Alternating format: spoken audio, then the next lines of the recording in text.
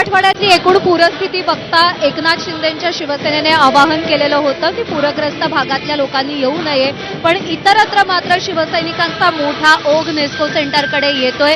भिवंडीहून शिवसैनिक मोठ्या उत्साहात निघालेले आहेत, त्यांच्याशी बातचीत केली आमच्या प्रतिनिधींनी। पाहूया।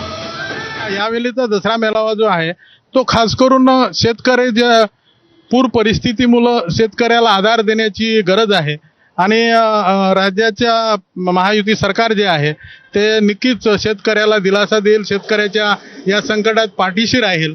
आणि उपमुख्यमंत्री एकनाथ शिंदे साहेब संकटाच्या वेळेला या महाराष्ट्रातल्या जनतेने ते मुख्यमंत्री असतानाही पाहिलेलं आहे, उपमुख्यमंत्री असताना सुद्धा संकटामध्ये शेतकऱ्याच्या बांधावर जाणं आणि शेतकऱ्याला त्या ठिकाणी शासकीय मदत तर मिळणारच, परंतु शिवसेनेच्या माध्यमातून सुद्धा शेतकऱ्याला दिलासा देण्याबाबतचं आणि शेतकऱ्याला मदत करण्याचं त्यांचं नेहमीच हे संकटाच्या वेळेला काम राहिलेलं आहे।